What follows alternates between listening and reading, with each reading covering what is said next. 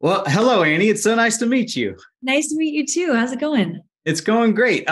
Full disclosure, I had no idea what Praise Petey was even about before I didn't even know it was animated before I like clicked on the link to watch it. And then it's so funny. It's like one of the funniest things I've watched in a long time. I was like, oh my God, this is amazing. So it was such a pleasant surprise, especially, I have to watch a lot of things and sometimes I'm like, okay, but this was awesome. So Uh, on the surface, there are a lot of similarities between Alexis and Petey, but Praise Petey, I feel like it quickly subverted those similarities and it just gets bat crazy. So, yeah. was that twist on the premise something that attracted you to it? I mean, yes, I knew that I could do it, like because there is such an overlap between those two characters initially. But I mean, Anna Jason, who's the creator of the show, I will do anything she writes ever. I just think her brain, she's so funny and so smart and so weird. And I just loved that about, like, when I read the scripts, as soon as I saw that she was dating a literal plank of wood, I was like, okay, this is a show for me. I gotta do this. Yeah, no, I loved it. I find more and more that like I feel like everything's sort of a retread of other things we've already seen. So I think the weirder things you're getting, like the more I'm into it. I don't know if that's just because I've seen so many things at this point, but it Yeah. like the really bizarre stuff is the stuff that I'm like, okay, this like something I haven't seen before is what I'm really like gravitating towards. Now, I don't want to spoil anything, but in the first episode, Alan Tudyk, RIP. What's the story behind getting him for the cameo? This is a question for Anna. I don't know. Like, that's how it was written in the script. Like, it was Really? So all, Alan Tudyk was like the full time. It was Alan it, Tudyk. he was the dream, and they got him, and he committed. And unfortunately, he meets a bitter end right out of the gates. But no, that's really him, and that was he was the one that they wanted from the start. That's hilarious. Now you've got Praise Petey and Teenage Kraken releasing pretty close at the same time. When it comes to voice acting, like, do you find it like more or less challenging to be funny? Um, I don't know. That's an interesting question. I mean, it's certainly like what I love about voice acting is that, first of all, you can show up like looking like a grub in your sweatpants. And but you can go in like at an 11, like you go in and do big, weird, over the top. And usually you're encouraged to like keep going in that direction, as opposed to film and TV where you'd probably be fired immediately if you're that big and over the top. Now, something that I find interesting is like how vulgar Praise Petey is, but then you've got Teenage Kraken, which is like, for family.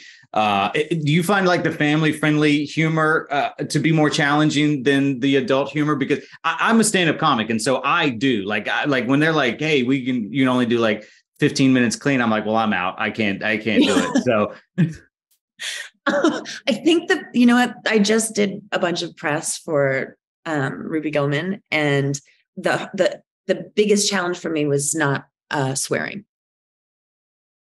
I Just can keep imagine. the lid on that.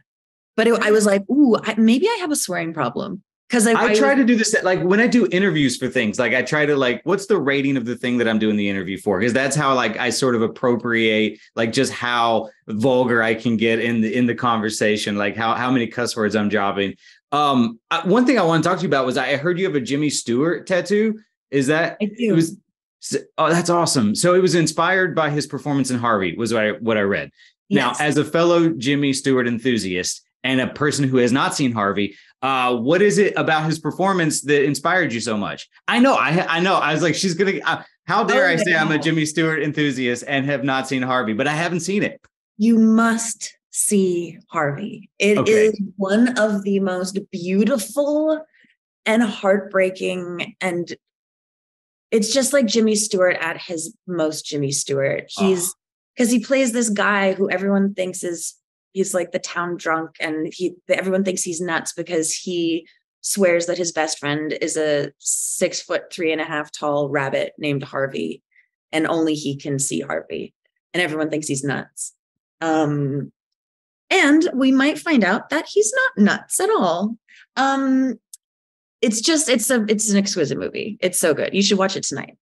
You know what? I have like 400 junkets this week that I have to do, but I'm going to watch it this weekend. Okay. This weekend. I promise I will watch it this weekend for you. Okay. Now I do have to say, I saw Joan is Awful, and that episode was amazing.